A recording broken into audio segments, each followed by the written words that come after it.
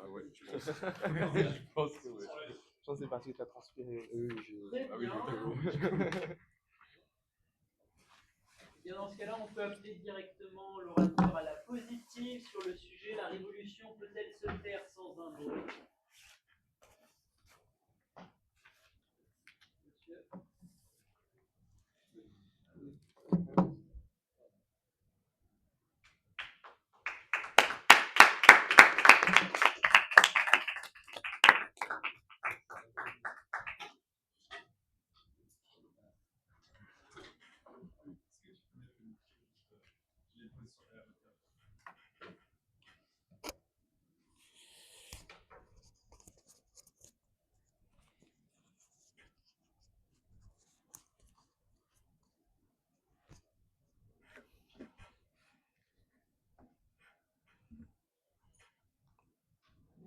Plus de bruit, plus de bruit. C'est la révolution, il faut marquer le coup. Il faut se faire entendre. Quelqu'un doit forcément souffrir, quelqu'un doit forcément mourir, sinon ce n'est pas une vraie révolution. Sinon, personne n'entendra nos résolutions. Allez, plus de feu, plus de sang, on y va.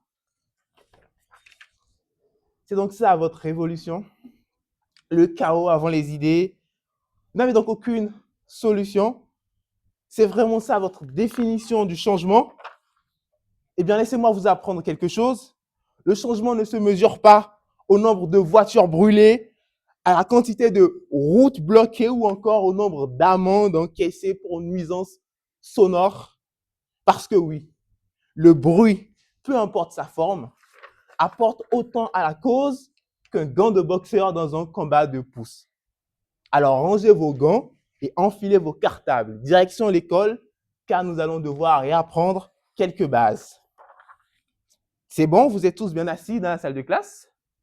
Bien, maintenant regardez autour de vous. Les murs des bâtiments scolaires, les bancs de l'éducation nationale, les manuels devant vous. Ce sont eux vos armes pour une révolution qui tient debout, pour un discours qui tient la route, pour un changement sans prendre de coups. Et peut-être c'est la faute à l'histoire de notre pays, mais il est bien triste que nous assistions aujourd'hui à des discours de personnes qui ont une vision complètement fantasmée de ce que c'est qu'une révolution. On imagine de l'agitation, du désordre, des cris, comme dans un jeu vidéo dans lequel le révolutionnaire se tient sur une falaise, épée à la main, avec de la musique épique jouée en arrière-plan par un orchestre imaginaire. Mais si nous sommes en train de donner tant d'importance à la forme, c'est parce que quelque part, nous avons oublié le fond. Et le fond, lui, il est débattu tous les jours par 577 parlementaires au sein de l'hémicycle, sans un bruit, si ce n'est peut-être le bruit du stylo à billes qui se frotte viscéralement contre les feuilles en essayant de leur imprégner l'importance des propositions de loi qui sont faites au quotidien. Oui, les lois qui, elles, ont le pouvoir de réellement changer la vie du peuple. Lois qui ont le pouvoir de réellement bouleverser l'ordre établi. Lois qui ont le pouvoir de réaliser une vraie révolution. Parce que finalement, c'est de ça qu'il s'agit. La révolution, c'est changer l'ordre établi des choses, apporter une transformation importante et durable dans la société. Il ne faut pas confondre insurrection et révolution. Le premier n'apporte que le chaos et la mésentente, mais le second, lui, apporte du changement réel et tangible.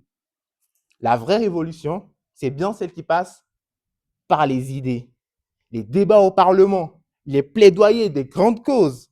La vraie révolution, c'est celle qui se base sur l'intellect, sur les lumières, sur le brillant. Celle qui prend en compte le bien commun des populations, qui se soucie du maintien de l'ordre public et dont les expressions révèlent et reflètent le bien fondé. Il ne peut y avoir de révolution que là où il y a conscience. disait Jean Jaurès.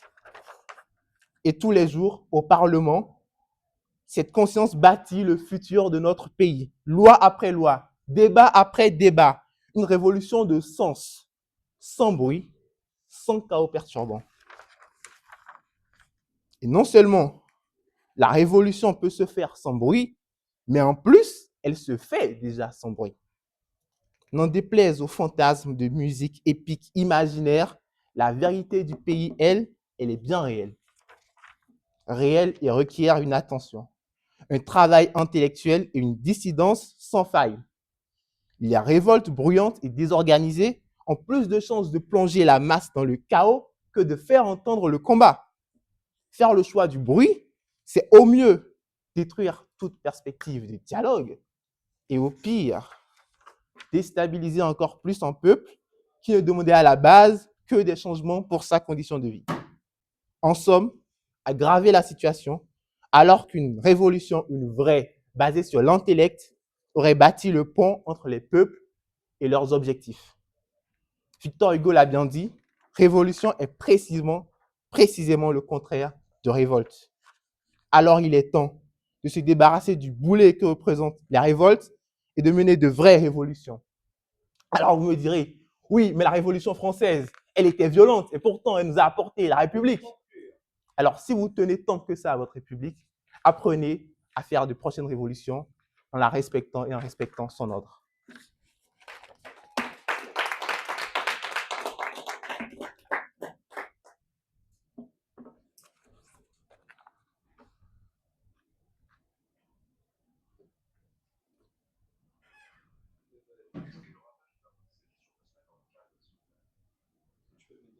Dans le cadre. Bah, t'inquiète, j'ai. Ouais, si tu peux quand même te mettre devant. Là, c'est bon? C'est bon? Ouais. En quoi voter, écrire des lois, c'est faire la révolution?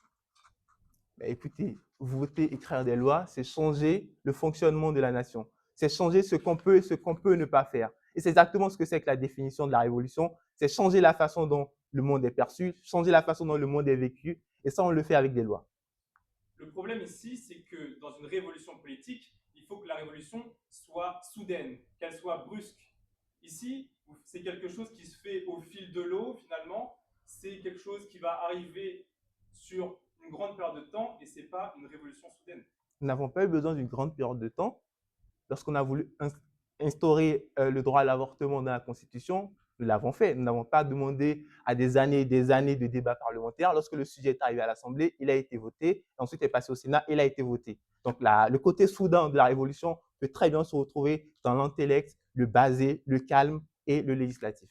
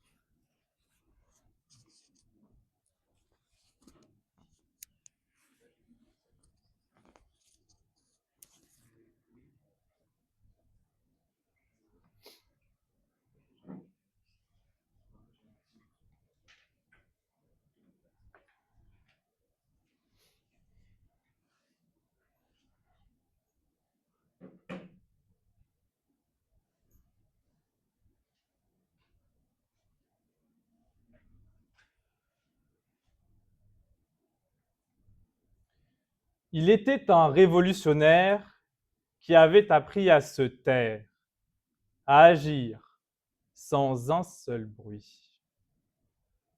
Ah, quel esprit révolutionnaire il avait en politique, l'âme à renverser les gouvernements, à voter des lois.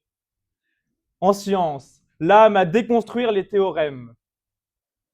Seulement voilà, ce révolutionnaire, personne ne le connaissait, car au moindre haussement de voix, il frémissait, au premier signe de violence, il se cachait, à chaque début de révolution, il fuyait. Il fuyait le bruit. Mais dans le même temps, il cessait d'être révolutionnaire. Le bruit est enfant de la révolution. Le bruit naît des coups de feu, de l'éclat du pavé sur le sol. Le bruit est porteur de révolution, car il sort tout autant des bouches des révolutionnaires qui rugissent sur le champ de bataille que de celles de l'ordre établi qui réprime le corps social.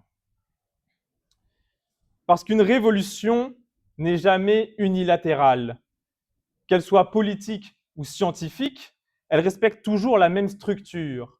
Et c'est ce que vous oubliez, chers contradicteurs, dans la définition de révolution, c'est cette notion de oppresseur et opprimé qui existe forcément dans la révolution. Elle doit renverser. Donc elle oppose toujours ces deux entités, en politique les patrons face aux ouvriers, elle oppose toujours un paradigme majoritaire face à une thèse nouvelle en sciences, le géocentrisme religieux face à l'héliocentrisme copernicien. Faire la révolution, c'est vouloir, comme vous l'avez dit, renverser l'ordre établi. Mais quand on vote des lois, on ne renverse rien. Et c'est grâce à ce renversement, à cette confrontation au patron, à l'oppresseur, c'est de ce choc que va naître le bruit. Parce que ceux qui dirigent n'ont aucune volonté de perdre leurs privilèges. Le roi ne veut pas descendre de son trône. Alors ils se défendent, ils répriment les mouvements révolutionnaires, ils font du bruit. La révolution ne peut pas se faire sans un bruit. Soit il est du côté des révolutionnaires violents, soit il est du côté des oppresseurs qui répriment. Et quand bien même il s'agirait d'une révolution pacifiste, on penserait qu'on pourrait penser silencieuse, le système en place défend ses intérêts avec violence. Elle refuse de voir s'élever un idéal nouveau. Mais dès que la violence démarre, d'un côté, alors de l'autre, c'est soit la fin du mouvement, soit une réponse tout aussi violente. Le bruit appelle le bruit. Dans l'hémicycle, lorsque deux personnes débattent entre elles, quand les idées ne passent pas, eh bien, ce qu'on entend de notre opposant, c'est du bruit. Donc le bruit aussi se retrouve dans l'hémicycle. Ensuite, comment pourriez-vous dire aux étudiants chinois du massacre de Tiananmen que leur révolution s'est faite sans un bruit, lorsque eux manifestaient pacifiquement avec une grève de la faim, mais que le gouvernement chinois appliquait la loi martiale et envoyait sur place des chars pour tirer et réprimer le mouvement révolutionnaire. C'est dans le vacarme des balles que la révolution fut, mais dans les cris des étudiants qu'elle prit fin. C'est dans les gémissements étouffés que la révolution vint, mais dans la répression bruyante qu'elle mourut. Parce que la révolution, quand on demande un droit, la révolution se place toujours dans le cadre du non-droit, dans le cadre du non-légal, pour obtenir à la fin un droit.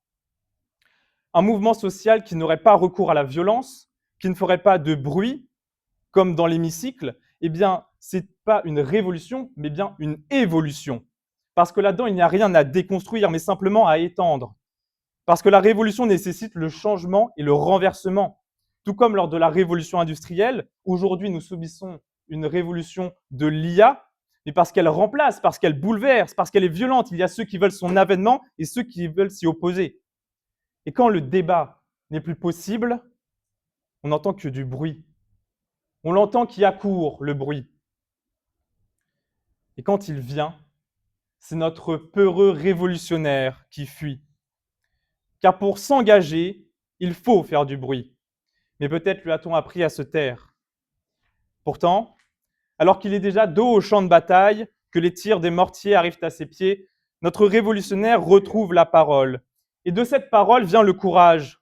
Alors furieusement, il s'élance comme épris dans le mouvement révolutionnaire, avec le bruit comme seul étendard. La révolution sera bruyante ou ne sera pas.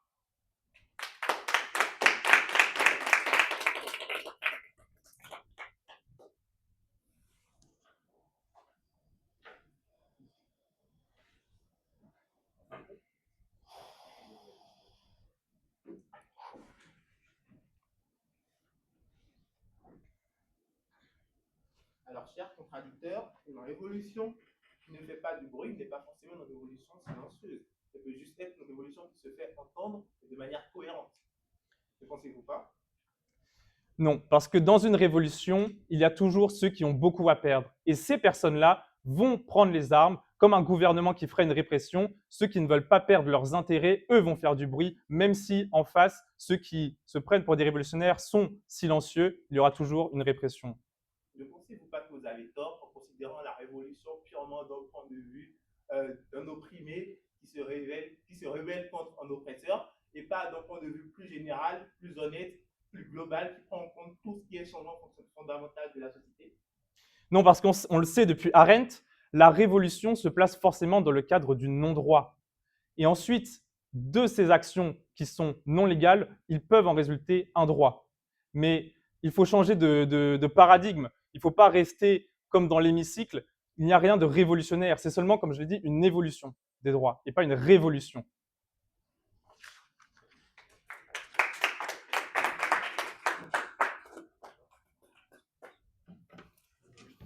J'ai fait de la merde. Ouais.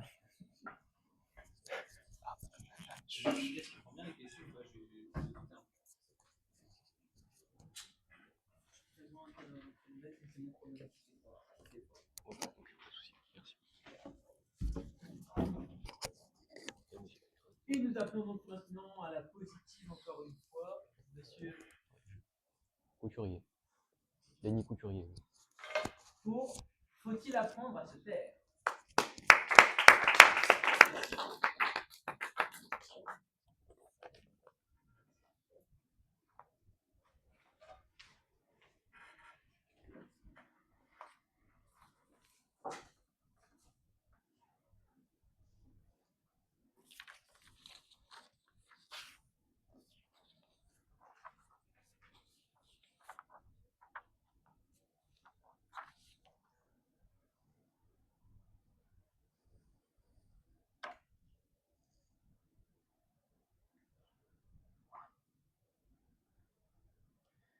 Je vous propose une expérience de pensée.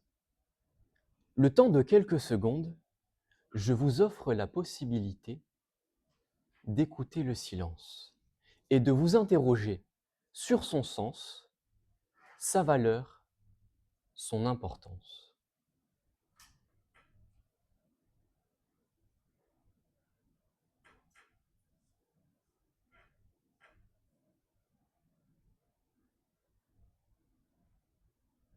Qu'avez-vous ressenti durant ces quelques instants? De l'apaisement, de l'ennui, de la frustration peut-être. Mais ce silence ne vous a pas rendu indifférent. Simplement car le silence est une composante fondamentale de la communication. La communication est trop souvent confondue avec la parole. La communication, à l'instar de la parole, est un terme générique qui prend en considération la transmission non sémantique d'informations. Je m'explique. Bien que complétée par une intonation, un débit, un langage corporel, la parole se revendique comme particulièrement explicite et objective. En revanche, la communication est l'ensemble des manières de transmettre une information. La parole est donc un sous-ensemble propre de la communication. Or, je souhaite ici mettre l'accent sur le fait que le silence, éventuellement supplé à un langage corporel, se suffit à lui-même comme une forme de communication très riche, aussi paradoxale que cela puisse paraître. Je pose l'exemple qui est le suivant.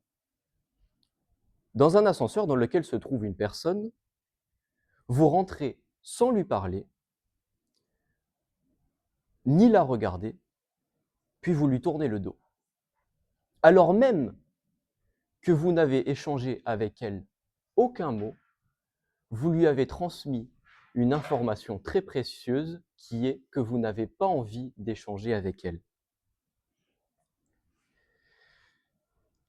Nous vivons dans un monde où l'homme, pour se donner de l'importance, gesticule en tous sens, hurle sa pensée à qui veut l'entendre et refuse d'entendre la pensée d'autrui.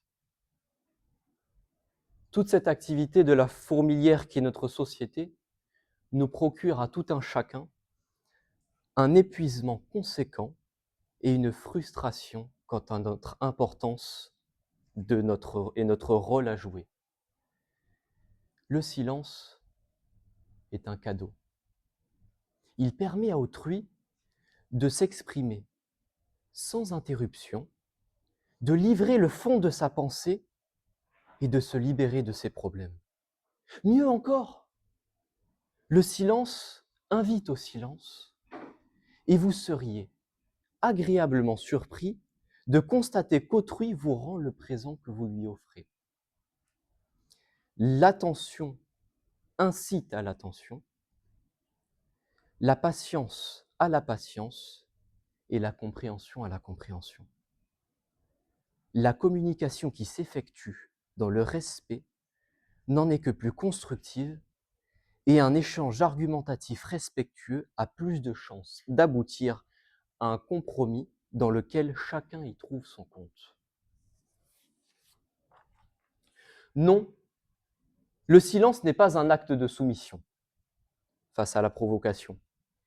Il est un acte d'indifférence et correctement utilisé peut être un redoutable outil de déstabilisation.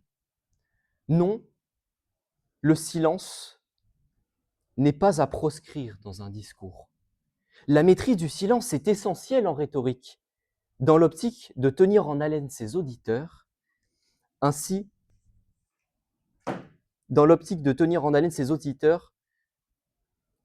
afin de permettre d'intérioriser son propos. Ainsi, le silence est un outil très puissant qui peut être utilisé à bien des fins, aussi bien pour exprimer son respect ou sa compassion que de déstabiliser son adversaire.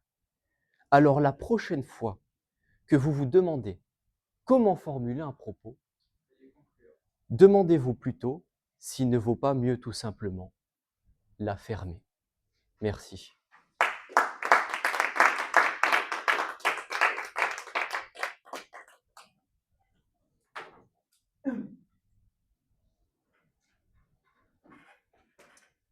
Cher contradicteur, vous nous avez dit que le silence permettait de dire beaucoup. En quoi aurait-il permis aux Gazaouis de se défendre face aux immondices de Tsahal?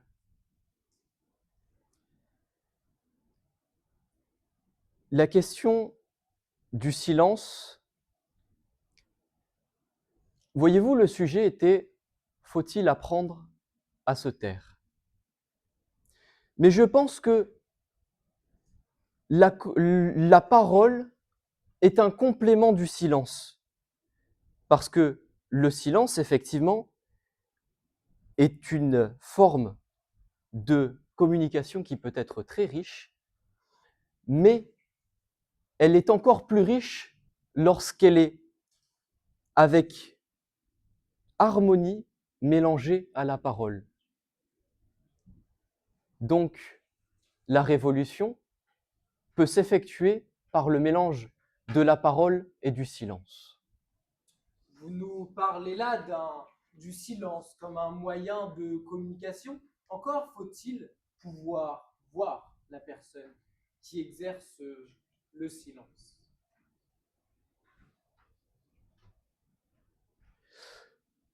Je ne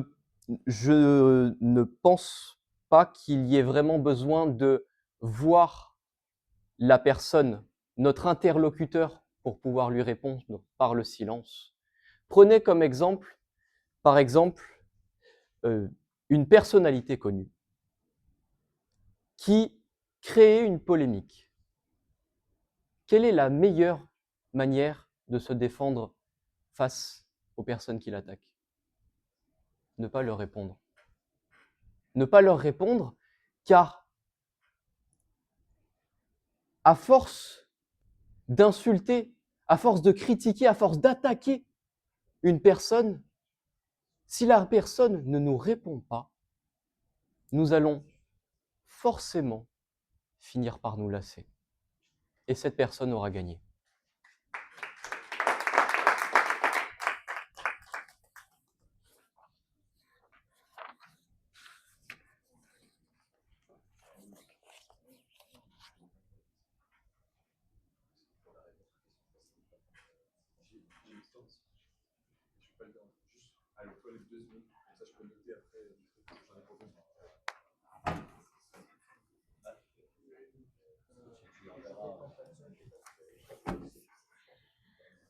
Oh putain.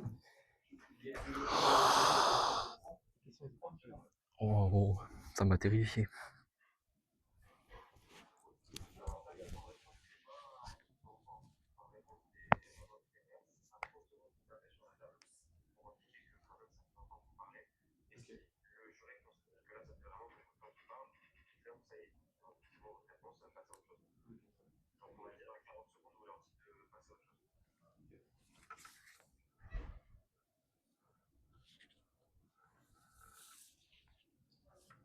Comme est parti, il revient tout de suite.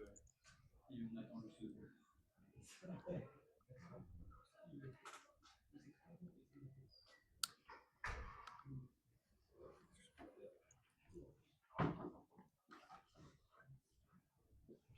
Merci beaucoup.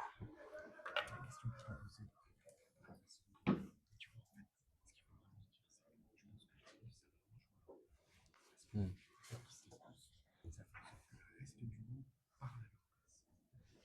Hmm. Hmm. Ouais.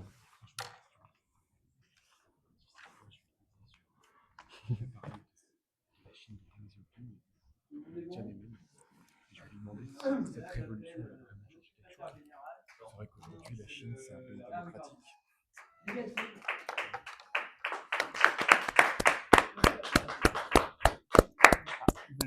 Ah, pardon.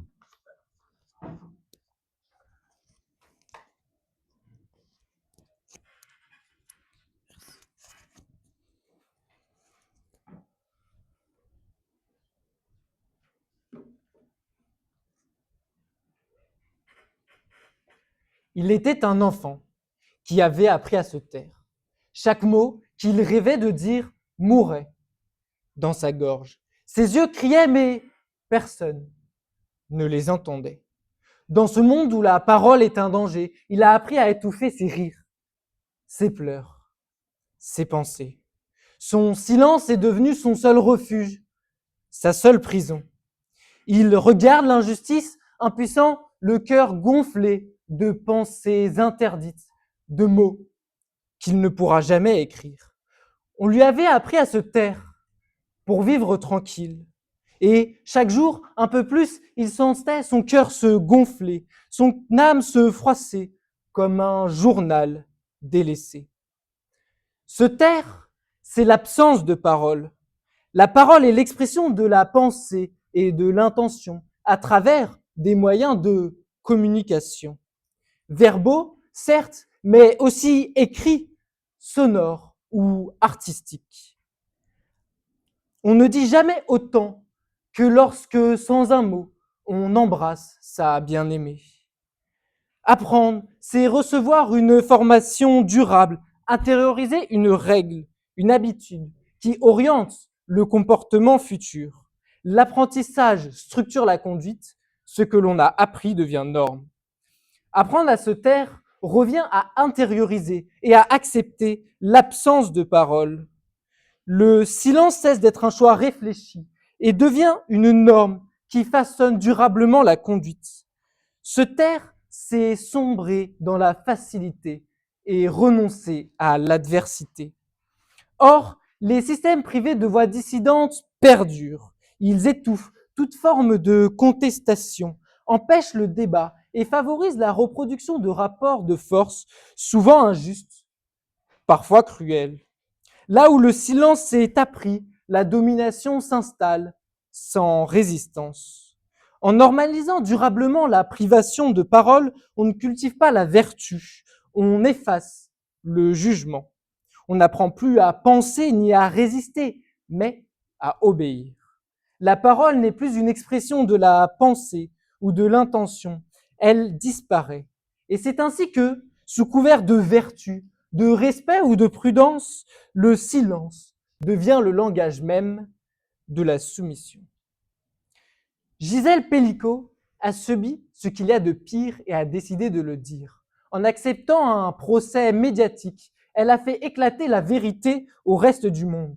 Sa parole a libéré d'autres victimes, forcé le débat et brisé l'impunité. Ce cas n'est pas isolé. Dans les régimes autoritaires, les sociétés patriarcales ou certaines entreprises, partout où le silence est forcé, les oppresseurs gagnent et la liberté ne peut exister. Apprendre à se taire prépare à accepter la domination. Le silence appris est une chaîne invisible, tandis que la parole reste le premier acte de liberté et de résistance. Selon vos propos, il faudrait apprendre à se taire pour mieux s'écouter. Cependant, le langage n'a pas une portée universelle. Dites quelque chose à un Français, à un Américain, il ne comprendra pas la même chose. Apprendre à écouter l'autre, c'est apprendre à lui poser des questions, à être sûr, s'assurer qu'on a compris ses propos. La compréhension ne passe pas par le silence. L'enfant fragile de l'introduction a assisté à notre plaidoirie. Il adhère à notre thèse. Désormais, les mots ne meurent plus dans sa gorge. Il ose les laisser vivre. Sa voix fragile en rencontre une autre, puis encore une autre. Et bientôt, ce qui n'était qu'un murmure devient une rumeur, puis un souffle, puis un peuple. Car là où chacun parle, chacun entend, la parole ouvre à l'écoute, éclaire la pensée, apaise les incompréhensions. Un peuple qui refuse le silence est un peuple qui avance, qui débat, qui corrige ses erreurs. Là où les voix se multiplient, aucune dictature ne peut s'installer durablement. Alors, lorsque les mots renaissent, ce n'est pas seulement un enfant qui se libère de la tyrannie, mais bien tout un peuple.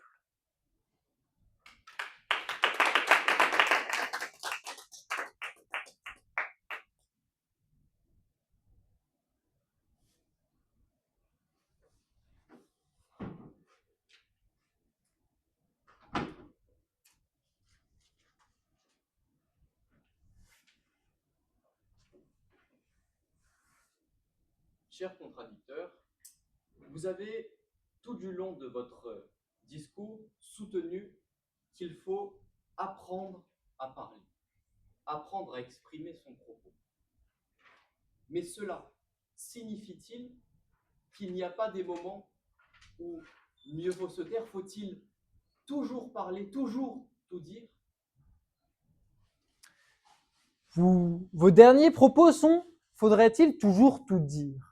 Monsieur, je pense que parler est la meilleure façon de résoudre les mésententes. Il faudrait toujours s'exprimer pour pouvoir faire comprendre à l'autre son point de vue. Car cela vaut toujours mieux que le silence, car du silence naît l'incompréhension. Dans votre discours, vous avez mentionné, si je ne me trompe pas, que le silence est synonyme de soumission. Or, dans toute forme de religion, Dieu s'est toujours tenu silencieux vis-à-vis de ses fidèles. Dieu serait-il soumis à ses fidèles? Dieu ne se soumet pas à ses fidèles et il leur parle par le biais de prophètes. Un Dieu qui ne saurait s'exprimer, qui ne saurait communiquer avec ses fidèles ne pourrait tout simplement pas être un Dieu, car s'il ne pouvait communiquer avec eux, il ne pourrait pas croire à son existence.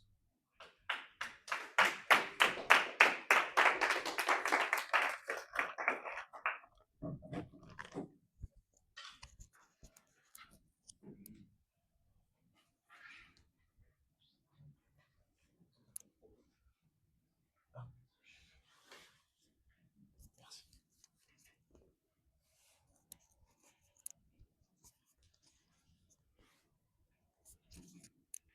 c'est comme ça.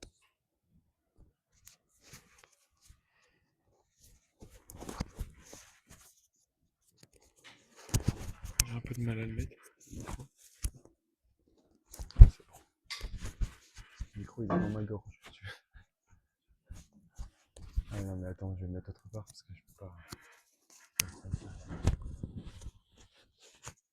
Ouais, comme ça, c'est bon.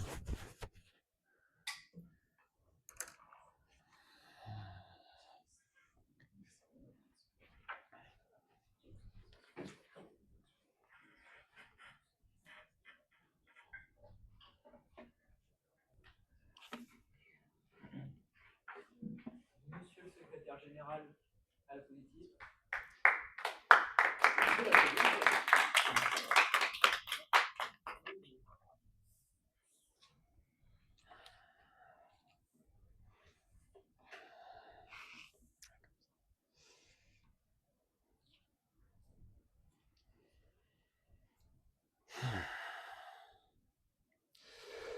Macron, démission. Macron, décapitation. Macron, explosion. Voilà ce qu'a beuglé Jocelyne Chassard. Retraitée à ses heures perdues, épuisée par la vassalisation de son pays par un homme sans foi et sans loi, ce cri, signe d'une haine viscérale pour notre président de la République, lui a valu 3 mois de prison avec sursis. Et en définitive, Macron n'a pas démissionné, Macron n'a pas été décapité, et Macron n'a certainement pas explosé. 3 mots, 3 fantasmes, 0 conséquence. 3-3-0 et pas de double 0,7 malheureusement. Pourtant, le logiciel révolutionnaire qui tourne dans l'esprit de beaucoup de Français n'a pas cessé de fonctionner depuis 8 ans. Au contraire, il s'est renforcé, même après mise à jour, et pourtant, aujourd'hui, avec 11% de confiance, il est toujours là-haut, condescendant. Il nous regarde, il nous observe d'un œil attentif. Alors on a beau crier, rien ne se passe. Sortir dans la rue, rien ne change. En tout cas, jamais durablement. Des promesses sont faites mais ne sont jamais tenues. Alors que devons-nous faire pour faire entendre notre voix? C'est peut-être ça le problème d'ailleurs. Faire entendre notre voix. Mais pourquoi est-ce que je chercherais à me faire entendre? En criant toujours plus fort, en beuglant des slogans très vendeurs, certes, je devrais chercher plutôt à me faire comprendre. Puisque c'est comme ça qu'on initie le changement. Ce n'est pas en mettant le feu aux poudres.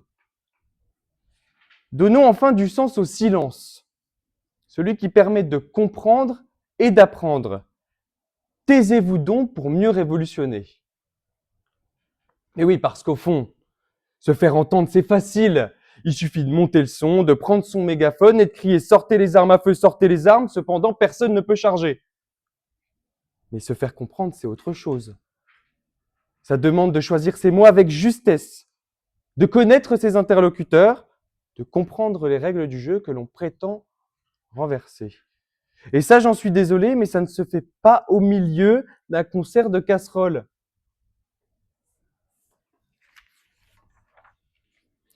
Depuis le début, on nous répète qu'il n'y a, sans bruit, il n'y a pas de révolution, que le silence est en fait la mort de l'engagement, que le silence, pourtant les faits sont têtus. Plus on crie, moins on change. Regardons pour cela les 8 dernières années. Manif, ok. Banderole, ok. Colère, ok. Tribune enflammée, ok. Bon, bah écoutez, on a tout le catalogue.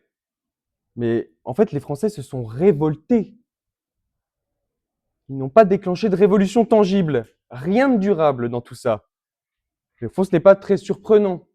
Parce que tout ce que nous avons vécu, ce n'est pas une révolution, c'est une succession de révoltes. La révolte, c'est le moment où tout brûle. C'est le moment où la révolution, c'est le moment où la fumée retombe. Plus rien n'est à la même place. Regardez ce qui s'est passé récemment au Népal. Les rues en feu, bâtiments publics attaqués, symboles de l'État piétinés au nom du changement systémique, Sur les images, ça ressemble à la révolution idéale.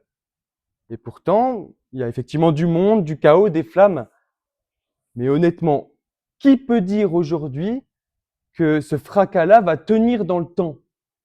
Si ce n'était pas seulement un immense accès de rage, une gigantesque révolte, et que dans quelques années, tout recommencera comme avant, avec les mêmes visages, les mêmes habitudes et les mêmes renoncements. Vous preniez tout à l'heure comme exemple la Chine de Deng Xiaoping et le massacre de Tiananmen. C'est vrai qu'après cette révolte par révolution, la vie des Chinois a changé du tout au tout. C'est vrai que la Chine n'est plus aujourd'hui un régime autoritaire, c'est une grande démocratie. Le bruit, lui, est immédiat. La révolution, elle se juge à retardement. Alors on peut continuer à jouer à qui criera le plus fort, ou on peut accepter une simple chose. Ceux qui gagnent, ce ne sont pas ceux qu'on entend, ce sont ceux qu'on a compris trop tard. La révolution sans bruit, ça sera ça. Le moment où l'on réalisera après coup que pendant qu'on tapait sur des casseroles, d'autres, en silence, ont déplacé le centre de gravité du pouvoir. Et ce jour-là, on ne demandera plus faut-il apprendre à se taire.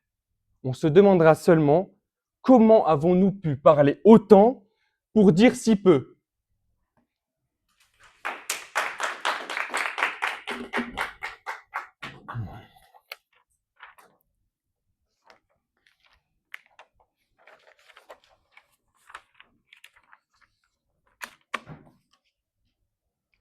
Merci beaucoup. Grâce à votre présentation, j'ai compris que le bruit ne faisait pas une révolution, mais peut-être qu'une révolution peut faire du bruit. Une révolution fait du bruit, mais on n'est pas dans l'intitulé du sujet. La révolution est bruyante, mais ça, c'est plutôt le résultat d'une révolte. Et vous, ce que vous décrivez dans vos discours, c'est une révolte. On se révolte. On ne change pas les choses en se révoltant. Ce qui révolutionne concrètement, c'est le fait de comprendre les choses. Et c'est la différence fondamentale entre ce que l'on propose et ce que vous proposez. Donc, ce que je comprends, c'est que vous dites que la révolution est bruyante, donc c'est bien le sujet, mais que nous décrivons des révoltes. Mais pourtant, la terreur, la Révolution française, les révolutions qui se sont faites aux États-Unis sur la libération, elles ont bien été violentes, elles ont bien été bruyantes. Alors, on parle de siècles différents. Il faut quand même prendre en compte ça. On est dans un contexte aujourd'hui social très différent de celui dont vous parlez. Appliquez les mêmes méthodes, mais dans ce cas-là, suivons votre logique. Appliquons les mêmes méthodes qu'en 1500, puisqu'apparemment elles fonctionnent tout le temps. On applique toujours les mêmes méthodes, et en suivant votre logique, ça marchera toujours. Or, ce n'est pas le cas. Il faut aussi s'adapter au contexte social.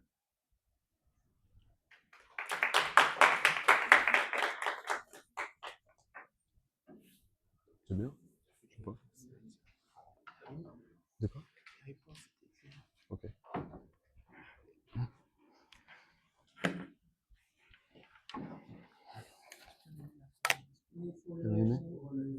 Merci.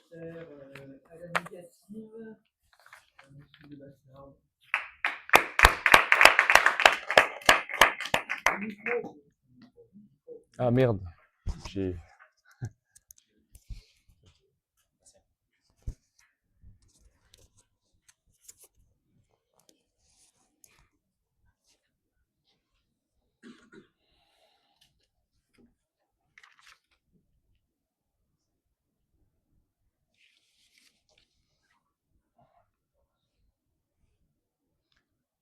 Ce soir, je m'engage dans l'armée des mots. Je m'engage pour libérer la parole. Je m'engage à libérer ma parole pour élever les hommes, les femmes et briser leurs chaînes, les libérer des gens qui les bâillonnent et les font taire. Je m'engage à montrer mon opinion, à porter l'étendard du discours, quitte à en perdre mon sang. Les révolutions sont proches. La révolution est proche, mes amis. Et ces paroles qui sont pour l'instant sans bruit, quoique un peu fortes, amèneront le fracas. Car je suis de cette partie qui devra se salir les mains, car d'autres ont appris à se taire et se sont tus. Apprendre à se taire, c'est intérioriser l'absence de parole. Il devient nôtre et prend le dessus sur nous. On y retourne maladivement en pensant s'y protéger. Récemment, je regardais un documentaire sur les Bushinagé. C'est un peuple noir de Guyane qui ont fui les plantations. Maintenant, c'est devenu la matière première des narcotrafiquants. Dès l'âge de 13 ans, ce sont des mules qui portent jusqu'à 1 kilo de cocaïne. Et la pire des choses qui peut leur arriver à ces gamines, à ces gamins, c'est qu'ils puissent passer le poste de frontière. Ça vous semble étrange, mais c'est pourtant sournois. C'est-à-dire que la pire des choses, c'est qu'ils recommencent, qu'ils rentrent dans ce commerce, dans ce trafic. La pire des choses, c'est qu'ils aient appris comment se faire de l'argent rapidement avec le narcotrafic. Alors, l'apprentissage peut être dangereux, et c'est ce que nous avons dit. Alors, se taire en fait partie. La pire des prisons, c'est celle qu'on s'inflige, car on pense y être à l'abri. Et donc, se taire, comme on l'a dit, devient une norme. On apprend et elle nous suit. C'est-à-dire, dès qu'on a le choix, on va faire le choix de la facilité. On va retourner dans cette prison. Dès qu'on est perdu, on y replonge. Alors quand des mains se lèvent et quand d'autres s'abattent, certains trouvent plus facile de se taire. En politique, pas de mains mais des lois qui s'abattent et des peuples qui se taisent. Alors les inégalités prospèrent et la domination s'installe. Se taire amène l'oppression. Une fois et parfois, avec du courage et de la détermination, les opprimés se soulèvent. C'est la révolution. Ils renversent l'ordre établi. Et comme vous l'avez dit, on renverse le consensus commun. Mais on ne peut pas renverser un consensus commun par des lois. Les lois seraient votées contre. C'est le principe d'un consensus. Et donc les révolutions sont que faites par la violence et par les actes. Alors, je ne vois pas vraiment c'est-à-dire, je vois la différence entre une révolte et une révolution, mais nous nous sommes bien exprimés sur des révolutions. Et vous l'avez même vous dit, les révolutions sont bruyantes, elles font du bruit. Merci de l'avoir admis. Et ça semble logique qu'elles fassent du bruit. En fait, l'ordre établi, pourquoi il céderait son pouvoir? Pourquoi céderait-il son trône? Quand on est en haut de l'Empire, pourquoi le dilapiter au premier insoumis qui vient? Aucune révolution n'est pacifique, car soit elle est écrasée, soit il y a des parties violentes. Martin Luther King avec Malcolm X, Gandhi, il avait aussi un ami, que j'ai peur d'écorcher le nom, donc je ne prononcerai pas, qui était une partie violente. Toutes les révolutions ont toujours eu une partie pacifique qui discute et une partie violente. C'est ça la plus importante des révolutions. En fait, toutes les révolutions se sont faites comme ça. Je trouve que vous avez une vision fantasmée au final de la révolution, comme vous disiez qu'elle était appropriée à nous. Non, c'est vous qui avez une vision fantasmée. Vous la voyez d'une beauté magnifique, où on pourrait régler toutes les révolutions via la parole, via l'expression des Lumières, alors que justement, malheureusement, la Révolution française a amené la guillotine. Et il a dû avoir des gens dans la rue pour pouvoir créer cette révolution. Au final, ce que je vois, c'est que vous dites en somme que tout va bien, personne n'est opprimé. On devrait tous apprendre à se taire sans avoir de problème.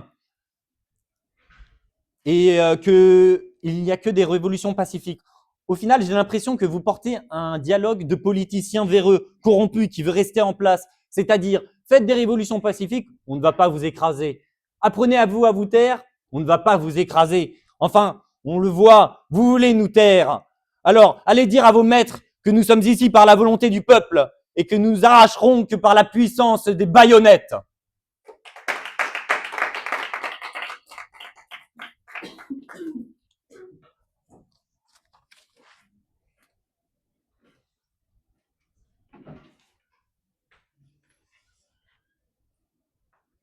Est-ce que vous pensez donc que nous devrions brûler l'Élysée pour enfin appliquer la vraie démocratie? Mais j'ai l'impression que vous avez confondu souvent le fait de bruit et révolution. il n'y a pas forcément, le bruit n'amène pas forcément à la révolution. Donc brûler un Élysée sans aucune réflexion derrière n'amènera pas à une révolution. Mais peut-être que lors d'une révolution, on brûlera l'Élysée. Et c'est bien ce dont parlait Corentin. Il nous disait tout à l'heure, votre collègue disait que la révolution s'était faite à Tiananmen en Chine. Mhm. Ce n'est pas le cas, ça n'a pas fonctionné. En fait, les révolutions que vous proposez, ce ne sont pas des révolutions, ce sont des révoltes à chaque fois. Alors justement, ce qui a été proposé, elle s'est fait écraser cette révolution parce que justement, ils avaient voulu être pacifiques. Mais les révolutions de toutes sortes, si vous voulez, en fait, finalement, vous nous dites qu'on dit de mauvaises révolutions, mais vous n'en avez pas cité. Donc au final, qu'est-ce qu'une révolution? Vous n'en citez pas. Nous, on en cite. On vous dit que Tiananmen est une révolution, que la Révolution française, heureusement, c'est une révolution, que la révolution de Martin Luther King et de Malcolm X, c'en est une.